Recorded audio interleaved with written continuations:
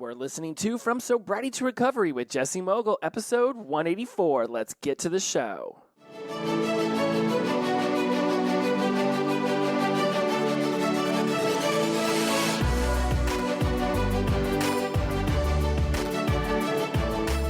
Welcome back to From Sobriety to Recovery. I am your host, Jesse Mogul. I am in addiction recovery, and I am excited about tonight. Driving down from Huntsville to Birmingham to see the Blues Traveler. I'm never really sure how many people have heard of the Blues Traveler band, but this dude wails on a harmonica. They were super popular in the mid to late 90s. I'm still a huge fan. I love harmonica and music, and so I'm super pumped. It's an opportunity to go see a band that I really, really enjoy in a much smaller venue than the traditional arena style that most of the bands that I go watch are playing in. So super pumped about that.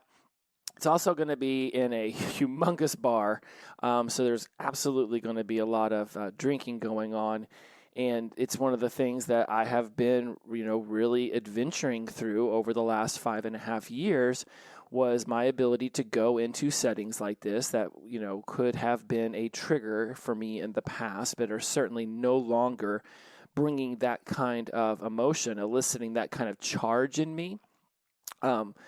From the get-go, it was one of my main focuses on my sobriety and recovery was going to be my ability to continue going into bars and arenas and places where alcohol and perhaps even drugs would be very prevalent and still be able to enjoy being there so that I could see the live music. Live music is one of the things that fuels me. It's a passion. I am not a musician, never really been one, messed around on the ukulele and the guitar and on the harmonica and on the xylophone. When I was a kid, I loved the xylophone. But I bring to music the appreciation of music. And when I talk to people about my love affair for music and they're like, "Oh, what do you play?" I'm like, I'm actually the most important part of the live music scene. I am the appreciative audience. I understand and pay attention to the nuances of the song and what the lyrics mean to me, to the musician, to the audience. And otherwise musicians playing in an empty auditorium, in an empty venue.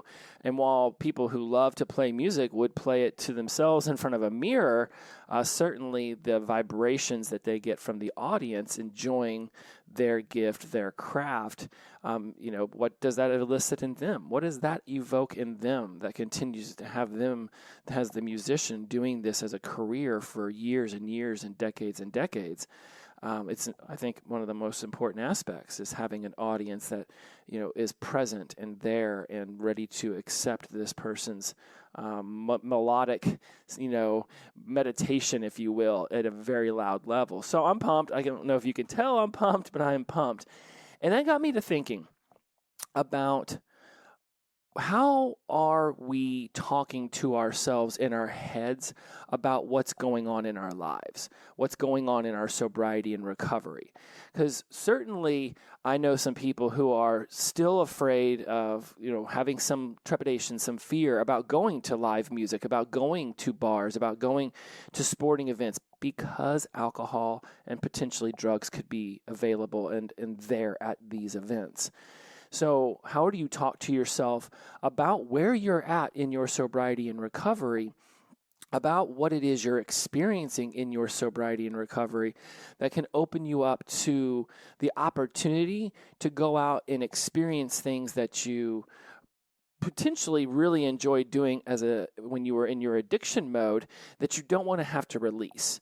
Maybe you want to go to sporting bars. You want to be able to go to live music. You want to be able to go to raves, or you want to be able to go to weddings and family functions and bar mitzvahs and quinceañeras. And yet here you are being surrounded by people drinking and partying, and you aren't partaking in that anymore.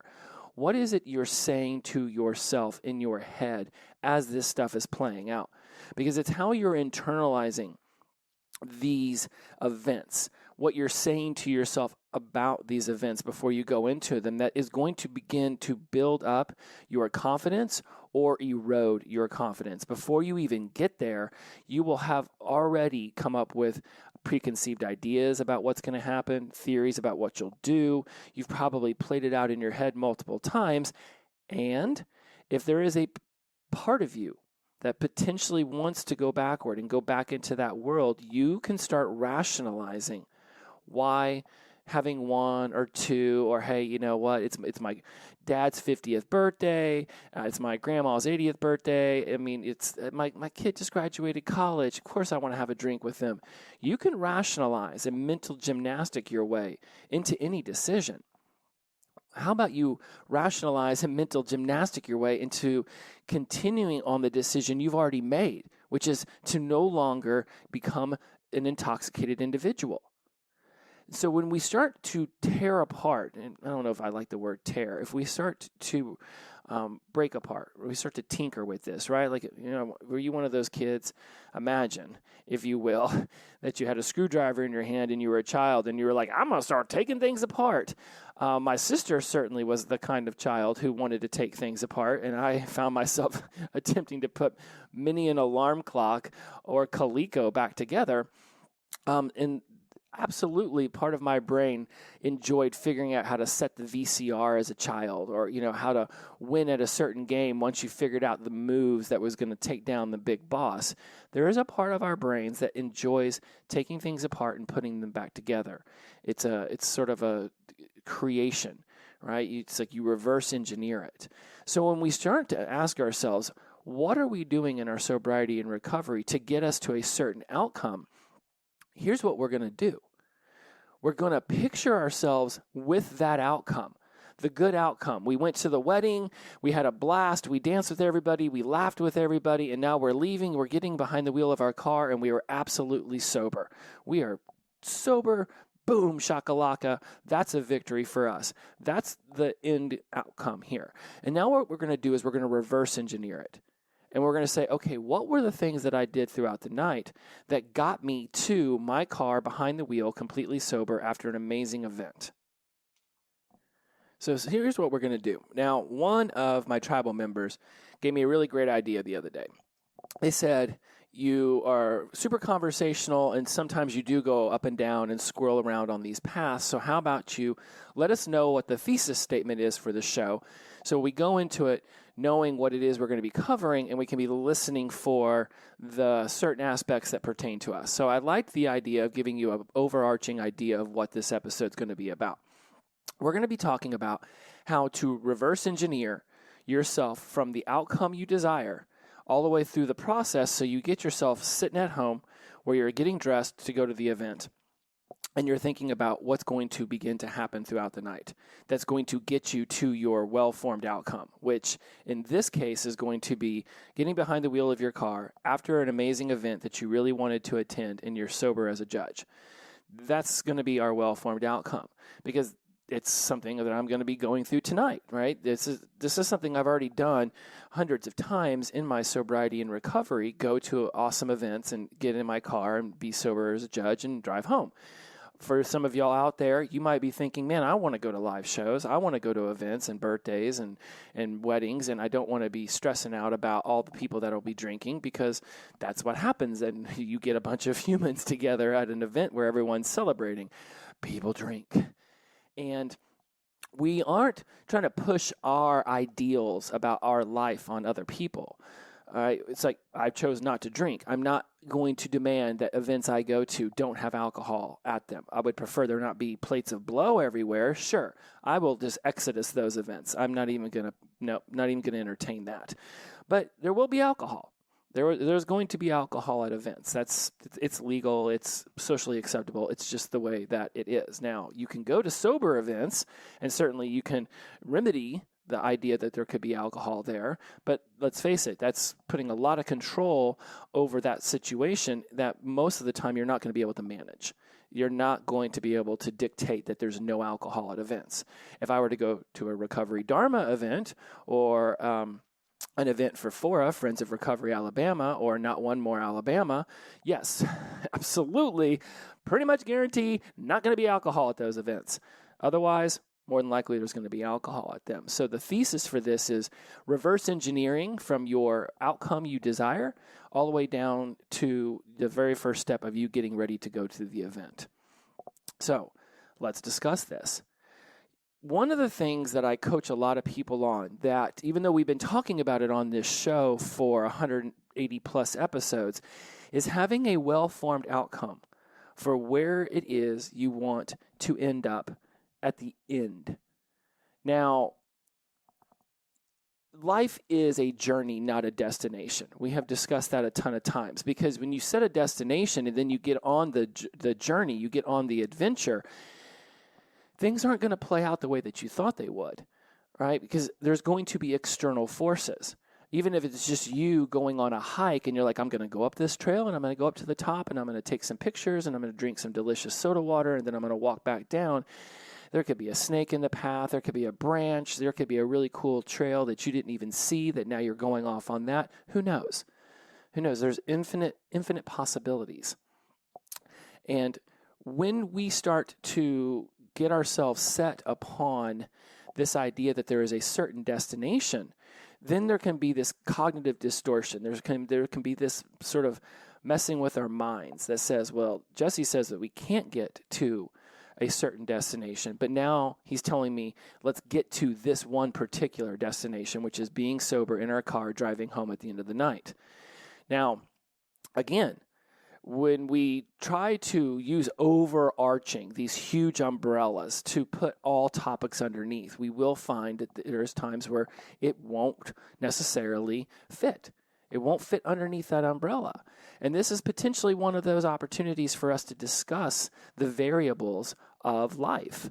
That, yes, at the end of tonight, I will get into that car and I will be sober. It's a guarantee. I mean, it is an absolute guarantee. Now, what's going to happen along that adventure that gets me sober into that car? That I have no idea. I could stand in the back the entire time cheering on the band, or I could be right in the front ready to catch that harmonica. A lot of things are going to happen that are going to get me into that car, but I will get into that car sober.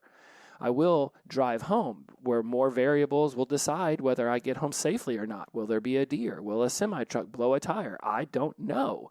But I know that my abilities to maintain a level head and groundedness at these events is absolutely something I have experience in. And I also know that my ability to drive safely at night, knowing that there can be a lot of distractions and things I don't see in the shadows, I know I have the ability to do that as well. So I have put effort into gaining these capabilities that will get me to my well-formed outcome. I will be flexible in the idea that what is going to get me to that well-formed outcome is going to shift. That's where the flexibility comes in. That this idea that things are not destination-driven, but journey-driven. It is having the flexibility along the path that gets you there to that quote-unquote destination. At the end of the night, I'm going to be laying down in my bed at like 2 or 3 in the morning once I drive home and getting myself as good a night's sleep as I can before I get up the next day, having gone to an amazing show. Whatever the event is for you, that's going to be your goal, to be laying your head down in your pillow and going to sleep at the end of the night. This is not something that we could have always guaranteed ourselves during active using. All right, there were some times where I'm like, maybe I sleep in the bathtub, maybe I sleep in the alley, maybe I wake up in jail. So now we have this opportunity to go on this journey to get us to this outcome, to get us to this destination of in bed. That's something that we absolutely can utilize today as a destination. When we start talking about our sobriety and recovery and will you have a better job or better communication with your spouse or your family or your kids, that's where that destination starts to morph along the way of the journey. So it's something that is much more broad, whereas being in my bed tonight safely at home underneath the electric blanket is much more well-defined. Like that is a destination that I can say, yep, that can happen. Whereas this journey, this adventure we're on with sobriety and recovery, there's so many different variables. And when we say, I want to have a communicative conversation with my children, who knows what that's going to be like? Is that going to be talking a lot or listening a lot? You don't know. But at the end, you will have a feeling, a sense of whether you accomplish that goal of having a connective conversation with your child. And if you don't feel it was as connective as it could be, then you will ask yourself some questions and figure out what it is you could potentially do more desirable in the future, and then do it again tomorrow. But that's the difference between a destination of communicative conversations with my children versus finding myself at home underneath the electric blanket safely in bed with my pillow. All right, one is supremely easy to define. The other one's not so much. So, again, let's get your mind around this idea that there are variables in destinations, and there's obviously going to be a lot of variables in the journey.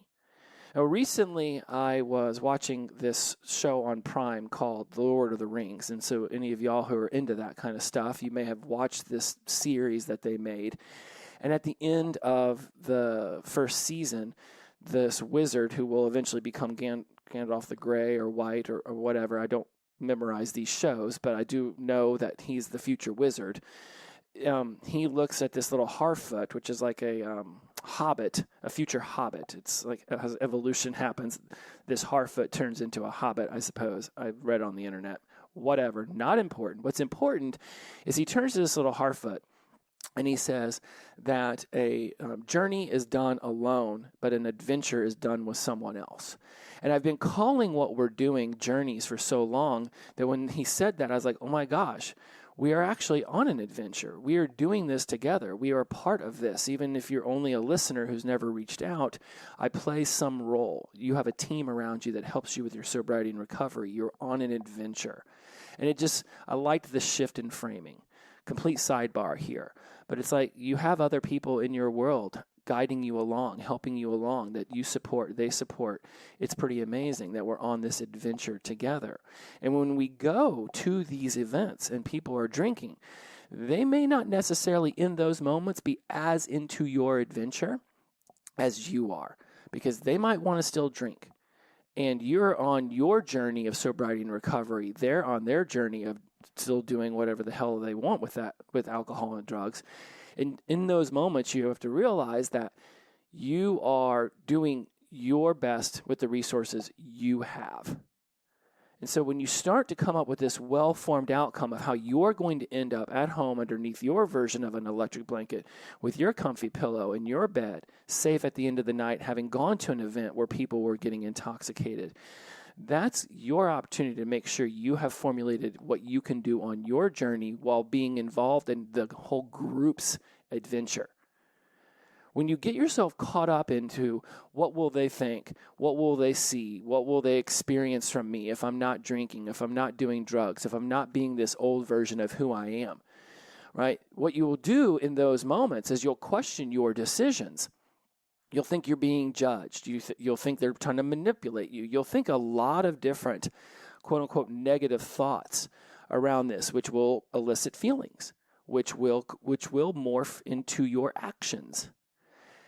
I cannot stress to you enough how important it is for you to realize that how other people choose to live their lives when it comes to getting intoxicated cannot have an effect on you that will cause you to go backwards.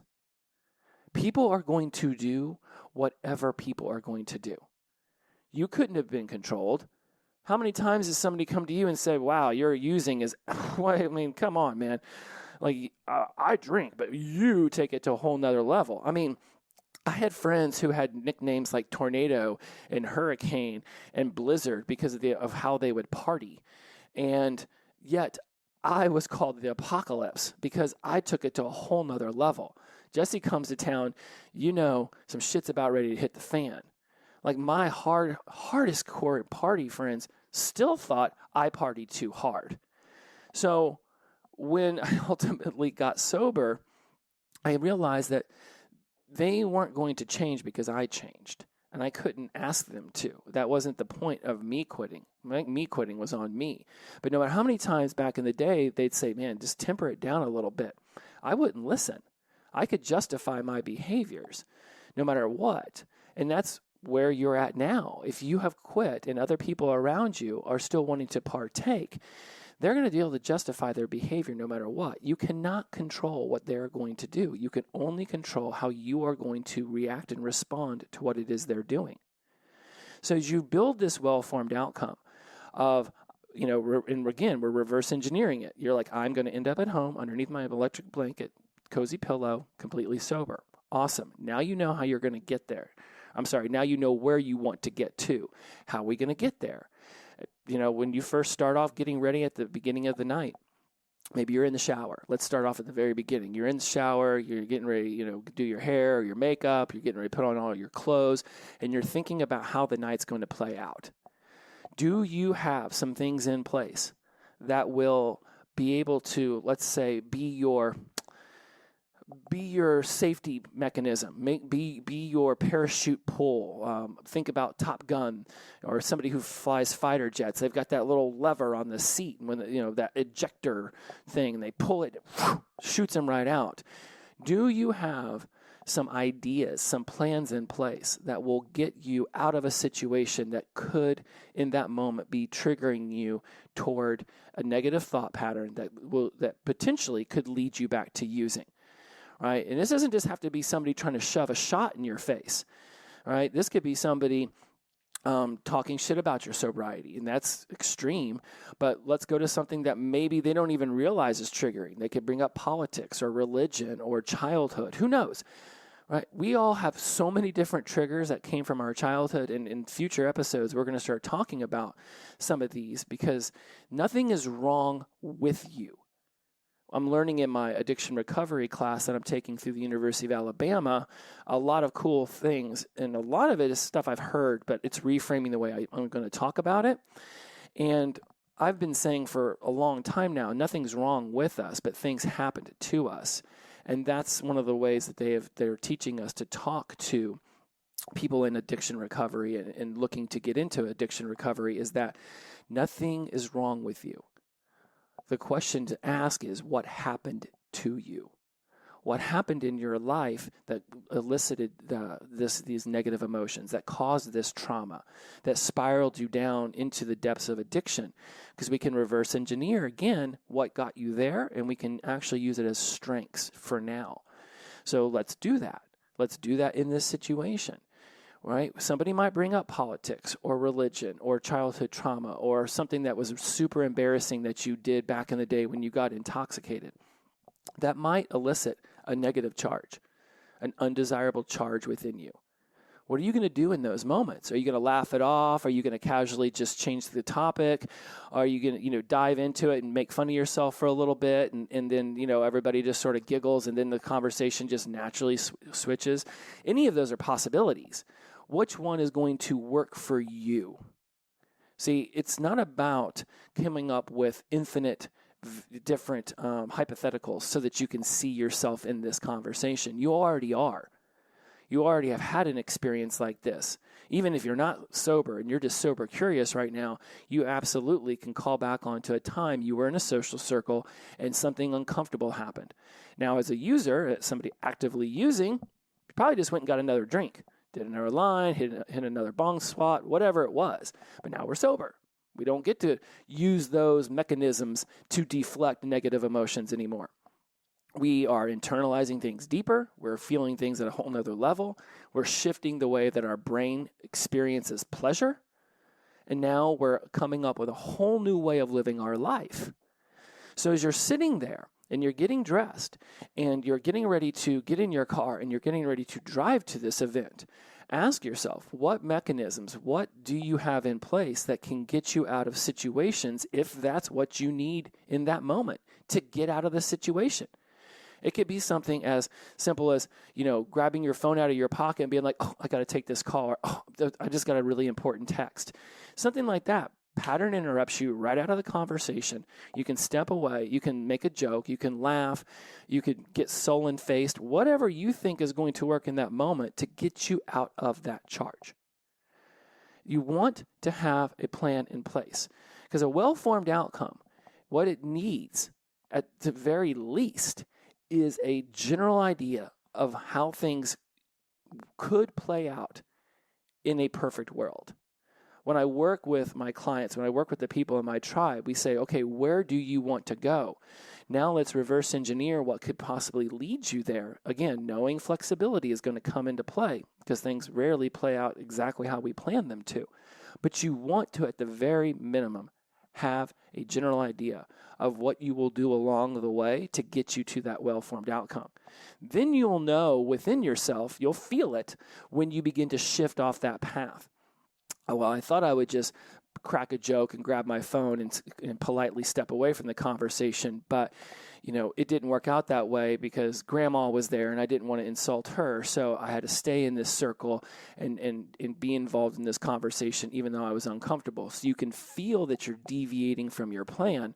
And then your brain will start to show you other opportunities on how you can lessen the emotional charge you're feeling in the moment. I know we want a magic pill that will just magically help us heal, figure all this stuff out, and it'll just be done with. But it doesn't work that way. We live in this immediate society where it's like you can literally push a button and have groceries delivered to your front door an hour later. That's not how healing, that's not how emotions, that's not how clearing out the negative thoughts, that's just not how it works. Right? Even if we clear out 5 negative thoughts and 5 negative emotions, 2 minutes later, a bird could smash into our window and that could elicit something random from our childhood we didn't even know was in there. And now we're feeling negative again and undesirable thoughts come back. It's like a constant cleaning out of the house.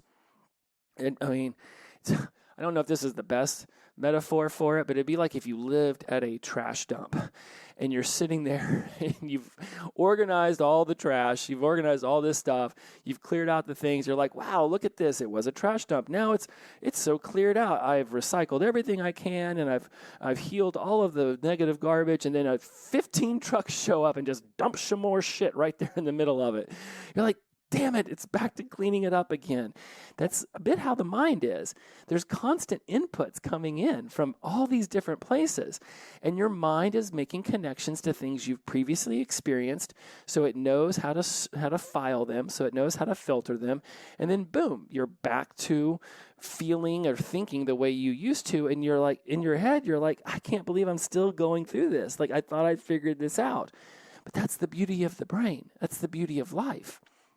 With infinite possibilities on anything can play out, it's inevitable that something that we have cleared out, something that we have healed, is going to show back up into our lives, and it's going to, again, elicit the old emotion that we no longer feel is serving us. So it's in those moments that we clear out our thoughts, we clear out our feelings, and we just ask ourselves, what is really happening here? Are these people really trying to punk on me because I got sober? Or are they feeling less than inside themselves because they wish they could also have this sobriety? Is someone picking on me right now or saying something at this party because they are having their own self-esteem issues and they're just trying to take away the attention from themselves by punking on someone else, right? Because every human is going through the same kind of human emotion thought pattern you are in their head. And ultimately what they're seeking to do is lessen any undesirable emotions and thoughts that they might be having. And in some cases, people will actually go off and attack other people, not physically, but emotionally and mentally, in order to somehow just absolve any kind of negativity they might be feeling about themselves in that moment. And you have to understand. You don't have to understand. It would be beneficial. It would definitely behoove you to understand that if you are going through something in the moment, there's a very good chance everybody else at that party is also experiencing something similar. They're comfortable, they're uncomfortable, they're feeling good, they're hot, they're cold, they're laughing, they're sad. It's 2.3 million inputs coming into you every single second. Being able to manage all of those and doing it in a healthy way, I mean, that's asking a lot of your brain. So when you go into, and my tribal member told me to wrap up the show in a way that goes back to the thesis, so let's do that now. One of the primary reasons I got on the microphone today was for you guys to understand that there are going to be things in your life that you are going to want to continue doing that in the past elicited this idea that I want to be intoxicated at this event, that there's going to be alcohol, there's going to be drugs, there's going to be paraphernalia there, and this is how I used to behave. If you don't want to stop going to those events and instead you want to continue to enjoy them, at some point you're going to have to step into that very first time you've ever done it. And you're going to feel fear. There's going to be a lack of confidence. And if you go back to episode 11, which I know is a long time ago, but I'm transcribing my shows right now for a book, and you go back to episode 11, it talks about in there that in order to step through the fear, you have to take on whatever little bit of confidence that you have in that moment, and you just have to do it. You just have to do it. Because it's in the doing that you begin to grow your capabilities of doing it more. So you step through the fear using any vestibule of confidence you have. And in that action, you gain a capability. You gain a slight bit more confidence. And then you do it more. And you repeat. It's a rinse, wash, repeat. So eventually, you stepping through that fear and going to concerts, it's gone because you've gone to 5 or 10 or 20. Now you know you have the capability to go. And in that capability of going, you gain more confidence. And it's within that gaining of the confidence that eventually that fear is no longer there. Because we don't fear something that we've done a lot.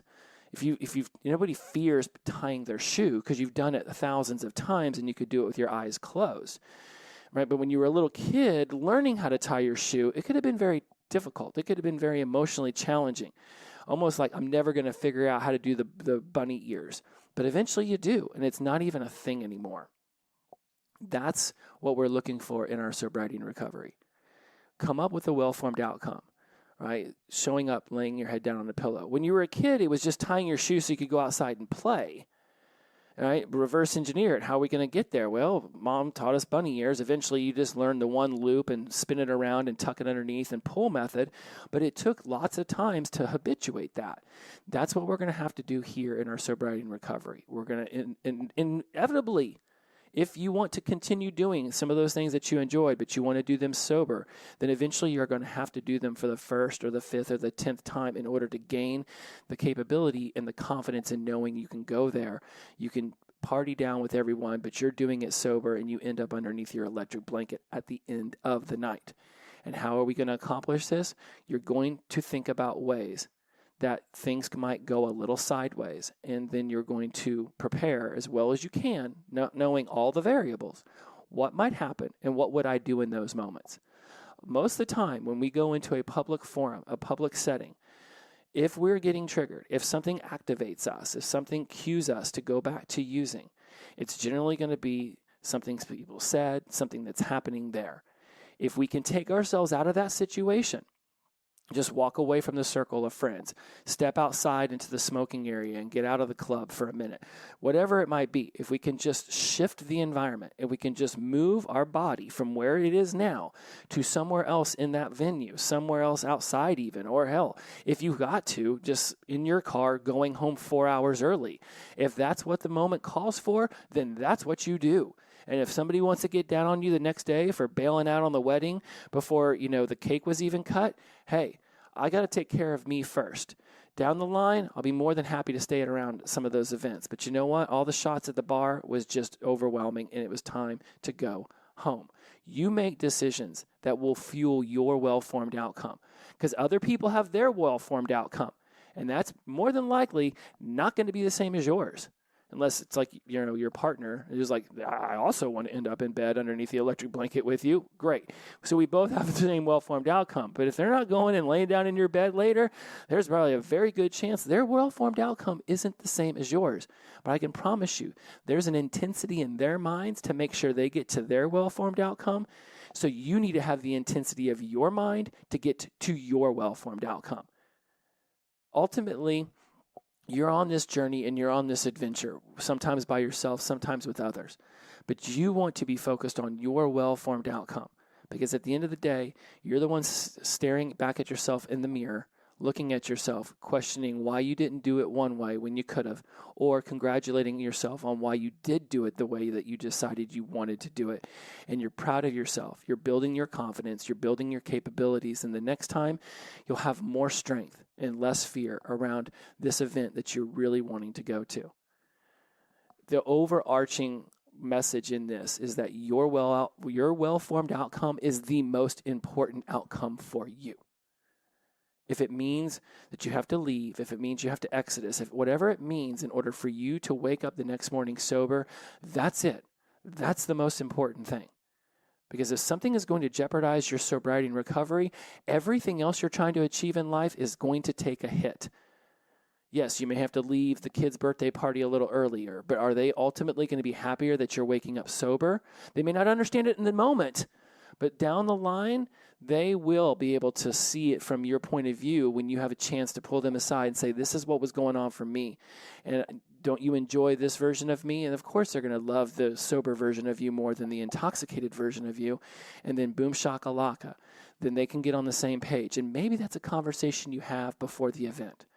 If you feel like just leaving and dipping out, and what do they used to call it, Irish goodbying, if you feel like that's not going to go over very well, then let some people know, hey, if this thing starts to go a little sideways for me, I'm going to have to cut out because I have my well-formed outcome that I wake up tomorrow morning sober in my bed.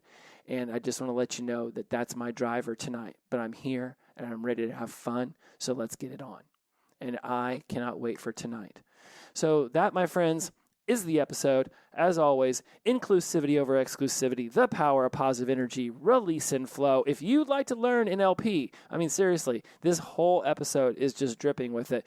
Please, by all means, come and hit me up on any of the social medias. You know how to find me. It's in the show notes. I would love to have you at the next class. It starts in 2 weeks.